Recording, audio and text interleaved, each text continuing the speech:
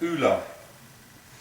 Il ne est qui a, il y a, cela, ou au, de lui, le cas, ni le Dieu. Is that one? And there's this one. Foot, tête, foot, bat. Foot, so. Foot, foot, zero. They're good, aren't they? The bodying forth, embodiment, joining together opposites and contradictions, seeing the contradictions as one. What tells in painting? The poignancy of the artist's invented response. Right? The poignantification. I invented a word, another word, it's good. And poignantification of the painting. The poignancy of the painting. Right? This is what really counts. How you feel when you look at the painting. How poignant it is in terms of your relation with it and the relationship, that relationship with the subject. What blocks you from dealing with the movement, the poetic? The first thing seems to be your desire to make the painting in the first place. Right? And what is that about? Why does that block, that desire, block you? Right. Because you've made successful painting, all right, good at painting, you think you can go on making paintings like the paintings that you've made. Right? Or if you're just starting up painting, your desire to make paintings is to make paintings like the paintings that you've seen, other good painters' paintings. Right? So that desire to be like that is in a sense a block to your creativity, to your invention.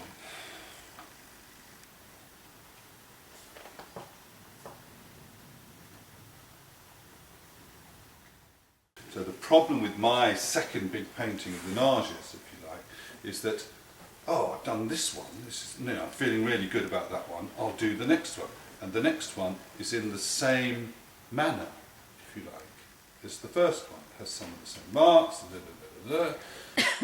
I've got a structure, I know what I'm doing, and then all of that conspires to get in the way of it being an invention, a new thing. Right? Do you see what I'm saying?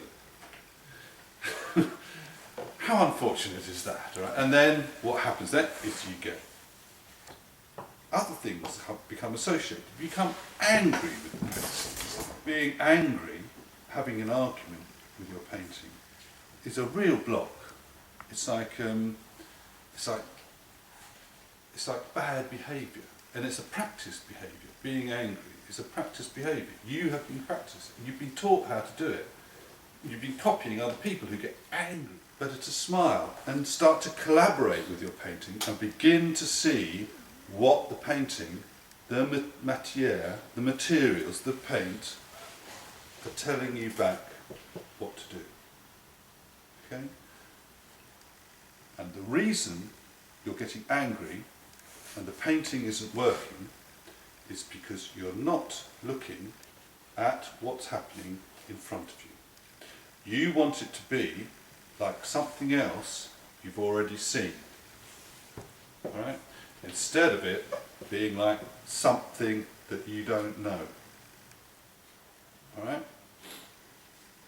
Do you understand what I'm saying here?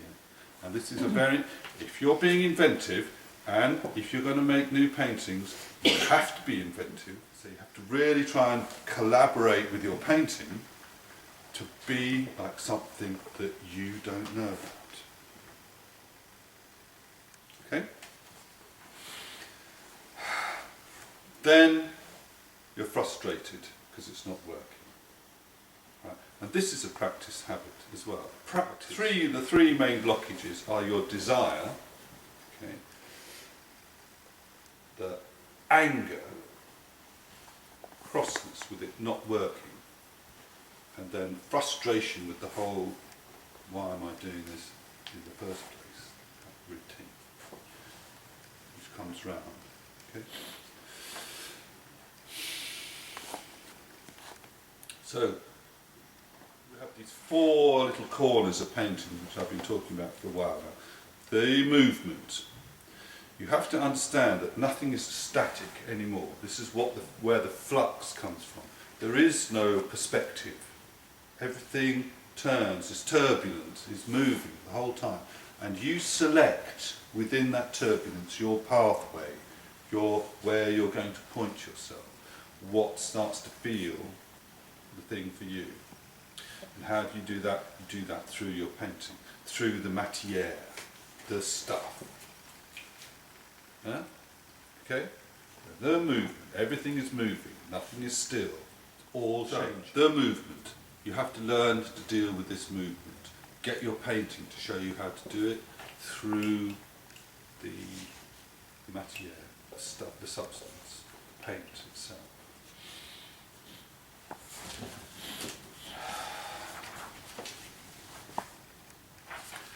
And how do you get that to work? This is you develop your sensibility to the paint, how it makes you feel. And this you really have to practice. What happens when you look at your painting and you look at what is happening in front of you? How does it make you feel? Ask yourself this question again, and you practice noticing your feelings. Practice looking at your stuff, practice feeling your feelings when you look at it, practice being excited about it, practice the joie de vivre of painting that we were talking about yesterday, that energy that those girls are practicing, chucking their teacher into the water, all of that joy of being in the water at the same time. Practice that. Okay? Practice what makes you feel good about your painting when you look at your painting. Okay? This is your sensibility. Okay? And then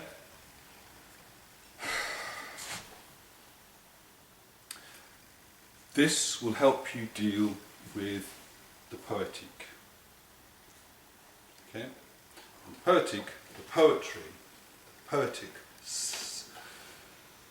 is the physical need to do the paintings in the first place. This comes back to the reason you're doing it. So you might feel that you desire to do painting, but actually you need to do painting. Okay? It's not a desire, it's a need. Okay? Your need to understand better your place in what's going on around you. It's part of your humanity. This is the poetic. It's your physical need to do painting. That's all right, isn't it? Okay, good. If you look at my painting over the last 4 or 5 years, it changes frequently. Every time I start a new body of work, I seem to have to reinvent the way that I paint. See this guy playing the cello last night, and most of the stuff that we, for 2 hours that we watched was okay, it was good, it's like, but sublife, kind of ordinary in a way. And then he just played this last encore, 3 or 4, 5 minutes thing, and it was like, hello. You know what I mean? And you go there, it's like there. And that was just extraordinary. Okay? And it seems to me, if you're in painting, that's where you want to be. Is that one? That would do, wouldn't it? I'm just beginning to repeat myself now.